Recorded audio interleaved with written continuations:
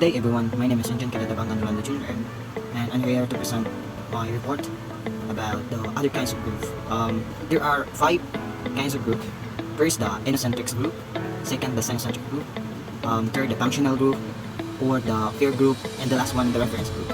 So, we begin to the first, the inocentric group. So, inocentric group. Members of this group feels that their groups is more important and superior than other groups.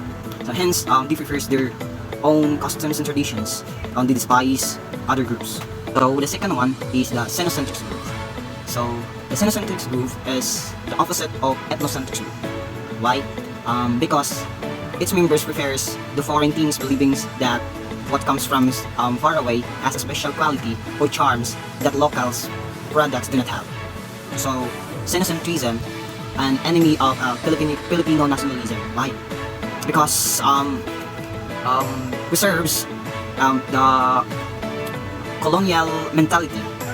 Xenophobia, on the other hand, is the distrust of anything foreign, just like that. So the next one is the functional group. Functional group. Functional group, it is a group that represents a special occupational category seeking some reforms or opposing some changes. Examples of these functional groups is like faculty association, labor unions, and etc. Next one is a peer groups. Peer groups. So the peer groups, it is the group is in which the members are more or less equals in age and social status. So there are 3 kind of peer groups. So the first one is the play groups. So groups who relationships among its members are usually informal and spontaneously and often free of adult adult supervisions. So the next one is gang. We all know that we are familiar in this kind of groups, in this kind of peer groups, the gang. So a gang is better structures peer groups that has more defined leadership. And the last one of the 3 types of peer groups is the clique. So clique, this is informal and respected social groups formed by peoples of similar social status and shared common interests or patterns of behavior. Reference group. The reference group is the last other kinds of group in which sometimes called significance of others. Like this is groups to which a people relates to psychologically and emotionally, and the families, barcadas, and close relatives are the examples of what we call reference group. So this type of group is very important since it is highly influencing our behaviors because it encourages or it is us to follow their standards of conduct and beliefs.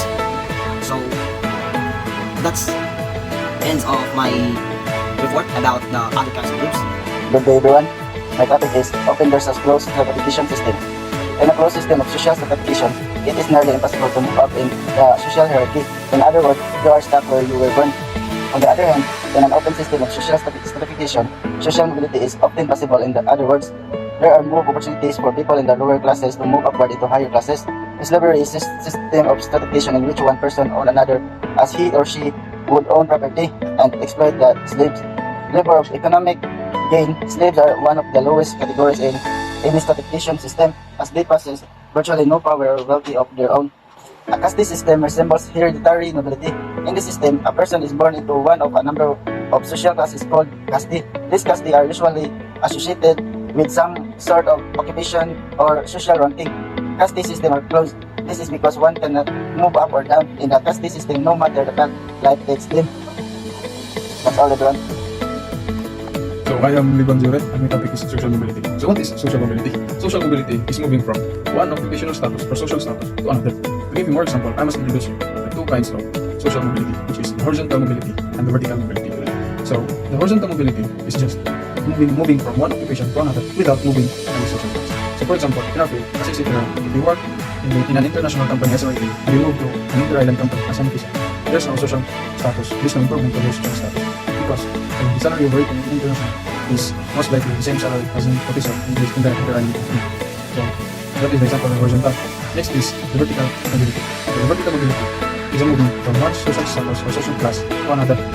For example, is if you're waiting in an interlining company, an international company, and you are promoted to an officer in an international company, that is a movement upward from your social class because you're still in an international company.